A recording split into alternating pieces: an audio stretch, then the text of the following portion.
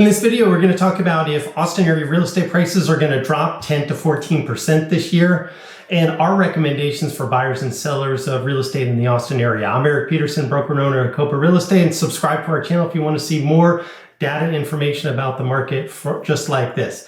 So a couple weeks ago, I attended Ted Jones's economic update. I was lucky enough to get invited to that. Ted is a famous economist that works for Stewart Title. And if you ever have a chance to watch him, it's really interesting because it's hard to find people that present data in an interesting format as well.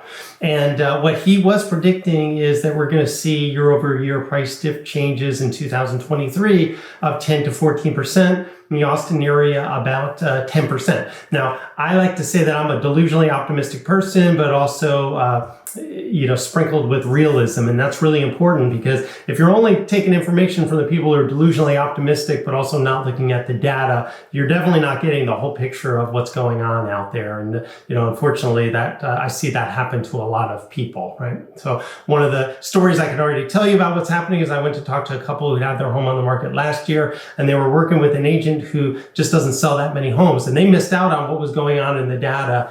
And they got a great offer on their house and they turned it down because she said it was a low ball offer, and look at it now, they couldn't sell their home currently for anywhere close to that, what that price was last year, right? So there's a couple reasons why Ted is saying that. One of them is that what typically happens is when we see the number of sales drop off, that's a sign of a declining demand. Okay, and so that's the kind of a future predictor of declining housing prices. And really, we're already seeing this out in the market. I just saw a house listed for sale for $879. I sold a home last June that was similar floor plan, but actually 200 square feet less, and it sold for $975, and the house that I sold backed up to the train track. So you're already seeing in there that there's a pretty big difference in that sales price, okay? And so that's one of the big things that's going on right now. A lot of people will say, well, there's nothing for sale. There aren't any, any other competition, any homes for sale. And although that is important, it's not going to tell you the whole story because you still have to have buyers come, and buyers really are the ones that are driving the market because they have to make an offer on the house, right? I can look at this chart and show you kind of something that could happen to you as we watch sort of the market, what we call chasing the market, right? So the pricing of this house, the home came on the market at too high of a price, right? And then they were slow to react to the market. And then now they've dropped the price considerably just since the beginning of the year. And why this impacts anybody is, one, that seller is going to wind up with less money in the long run because they were not really looking at the data and where the market was heading. The second thing is that I have two home sellers that I've been talking to that they were getting ready to get their home on the market. And I've been explaining to them that they really want to hurry up and get their home on the market before things like this happen. Because we were looking at pricing their homes, and this house that's on the market is actually a larger home and probably more popular, probably sell faster than either of the two that maybe I'll be selling. The two that I'll be selling, though, just because they're getting on the market slower, you've seen almost a 50% or $50,000 price drop in this house that buyers will 100% be using as a comparable sale, right? So Ted said, advice to buyers is, because we just don't know where things are going. He's going down, and they'll probably take from today, about 2 more years before the prices will be back to where they are. And so that's really important to you. If you're a buyer, right, you want to make sure that you're buying for the long run and not just thinking you're going to sell the house in 2 years, because you might be underwater at that point. Who knows, right? There are some strategies you can take, though, when buying the house to make sure that you buy a good home that, as a defensive measure, can help you prevent any or as much of that decline as may be possible, right? The second thing, though, is that this could be a tremendous time to buy a home, especially maybe even a new home, right? I just looked at D.R. Horton has 365 homes currently on the market. So that's a total value of over $142 million, right? That's a huge inventory of homes that they have on the MLS. And so we're seeing every day, getting information from new home salespeople, that the sellers are flexible in pricing. They're offering incredible financing incentives. I'm seeing people sending over 30-year fixed rates at under 5% on some of those new homes. That's really tough for an existing home seller to compete with that. But you as a buyer, that'd be tremendous. And so you have to remember, as a buyer, these things aren't going to last forever.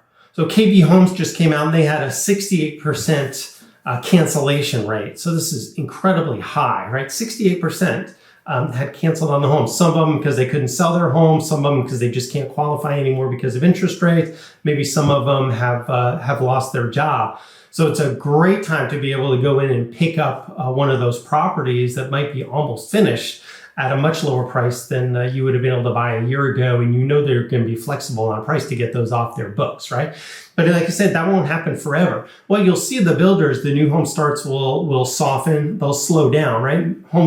The builders got caught because they were putting all this inventory onto the market when interest rates were 3% and they had this list of 500 people that were willing to buy a house for them at one of their homes. And of course, as that evaporated, that's different. So none of those builders are going to be building and putting spec homes on the market like they did starting, last year in 2022.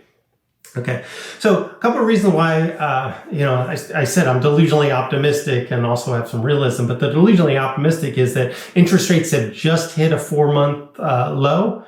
We are seeing actually a large number of showings on our listings right now, much higher than we were seeing at the end of last year. So that usually happens after the calendar flips. We do see more buyer demand, right? A lot of the buyers, particularly the people that have been renting, they're now looking at, they've either got to buy something or extend their lease because maybe it expires in March, April, May timeframe, typical in the spring, right? We're also seeing one of the big things in the market that's changed from a year ago is, a year ago I had all these people coming in FaceTiming for their friends that were moving from California, and people were buying homes sight unseen, and that's totally changed. I almost never see that anymore.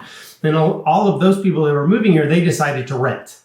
So I absolutely know that there's a backlog of buyers that are out there, and there is demand out there. It's just there's still a disconnect between the buyers and the sellers as far as price and interest rates and all that.